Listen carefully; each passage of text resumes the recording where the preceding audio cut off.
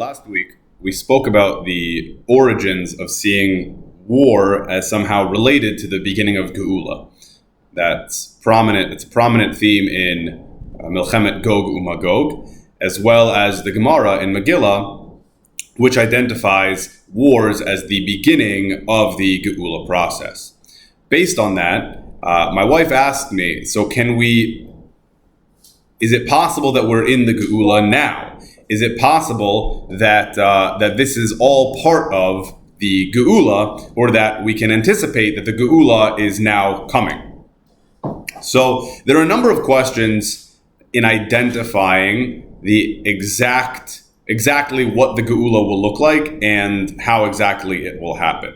The first of those questions might be, is the Geulah contingent upon Klal Yisrael all doing tshuva, repenting, returning to HaKadosh Baruch Hu?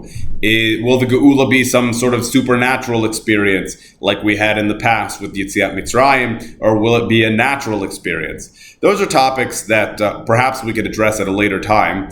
I want to focus just today on discussing the order of the Geulah to get a sense for perhaps what we're experiencing now in the broader context, as well as what we can anticipate still to come. So a question on the order of the Geulah, which has been debated, especially recently, but historically as well, is whether or not we need Mashiach to come in order to see the Geulah as having started.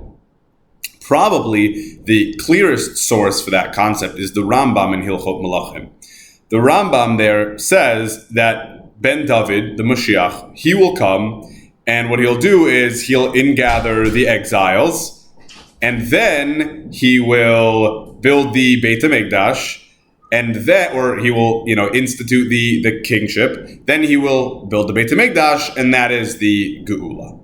That would seem to imply that we can't have a Geulah without Mashiach. So to insinuate that now we have started the Geulah process, as some Rabbanim, many Rabbanim seem to believe, and as many of us say in Tefillah, perhaps in different formulations, Etchalta de Geulah or Reshit Smichat Geulatenu, that's a tremendous difficulty in seeing this time period as the Geulah or part of it, if it's necessary that Mashiach come first and then basically usher in the Geulah.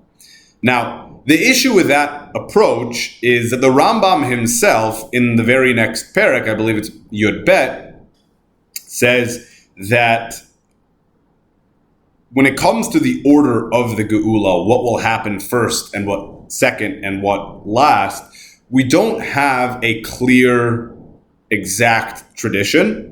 And while what he expressed in previous prakim is, to the best of his knowledge, how we anticipate it happening, ultimately we'll only know when it happens. So based on the Rambam alone, it's difficult to conclusively prove that we're not in the Geulah because the Mashiach hasn't yet come, since the Rambam himself later on says the actual order to the Geulah, we're only going to know when it happens.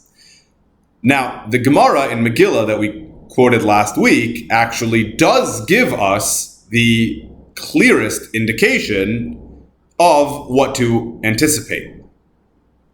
There, the Gemara says, when it asks about the Shemona Esrei, it says, why is Ga'al Yisrael the seventh bracha? As we mentioned, it's because the Geulah will happen in the Shemitah year.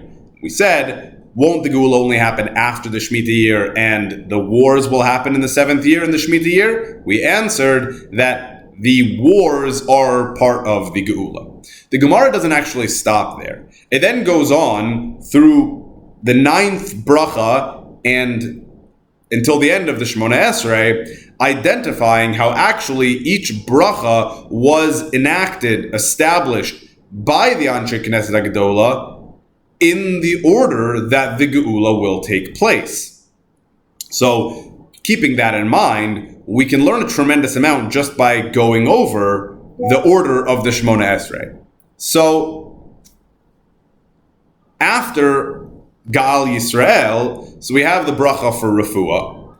Immediately afterward, you have you have the bracha on livelihood, mivarech hashanim, and that is about produce and plenty and livelihood. Now that's very significant because the Gemara in Sanhedrin, which discusses whether or not we require tshuva in order to have the Geulah, concludes that Gemara by saying, all of that being said, there is a sign that the Geulah is here.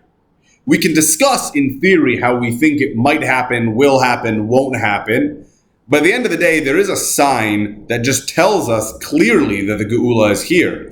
And that is, Eretz Yisrael will have an extended period of time without any fruit, without tremendous amount of produce. And then when the land starts giving its produce again, we'll know that the Geulah is here. The lashon of the Gemara there, the wording of the Gemara is Ein lecha ketz megula mizeh. There is no clearer sign of the end of days of the Geulah than this. Then the land giving its fruit. So it makes sense that the next stage after the Milchamot, which is Etchalta the Geulah, the next stage of the Geulah process is Mivarech Hashanim, right, where we get our livelihood and our produce back to the land of Israel in plenty. What's the next bracha? Right? The next bracha is Mekabetz Nidchei Amo Yisrael. What's Mekabetz Nidchei Amo Yisrael? Me'arba kanfot haaretz, from the four corners of the world, the Kadosh Baruch Hu will ingather the exiles. All of Klal Yisrael scattered around the world will come back to Israel. In which case we have Milchamot, and that's the beginning of the Geulah. Then we have Mivarech Hashanim, and that's the produce, which is the Ein Lecha Ketz Megula Mizeh. And then we have Kibbutz Galiot, everything following its order. The next bracha is Hashiva Shoftenu, and that's the re-implementation of the court system and the Sanhedrin. So what we're anticipating, once we finish with the Kibbutz Galiot, unclear what exactly finishing looks like, whether that means a majority, which we're relatively close to, or whether that means all of Klal Yisrael or a majority of each Shevet, whatever it means, when we finish the Kibbutz Galiot, it would seem that the next stage is Hashiva Shovtenu, the re-implementation of the Sanhedrin that sat in Yerushalayim that we had during the first and the second Beit Hamikdash.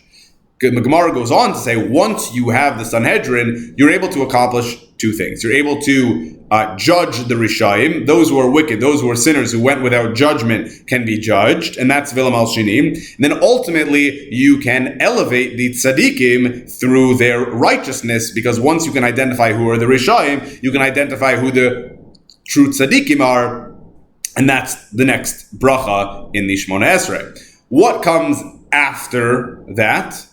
After that is Uvenei Yerushalayim.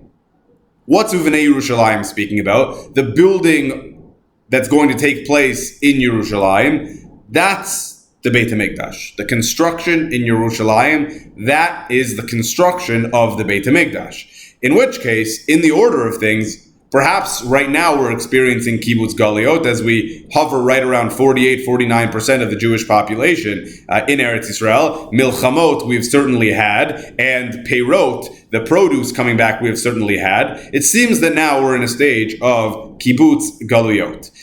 When we complete this stage, we'll go on to the Sanhedrin, the judging of the Rishayim and of the Tzadikim. Then we will have the Beit Hamikdash. Interesting to mention, up until this point, we haven't yet seen the Mashiach. But the next bracha after Uvenei Yerushalayim is Etzemach David. Etzemach David, the descendant of David HaMelech, that is the Mashiach.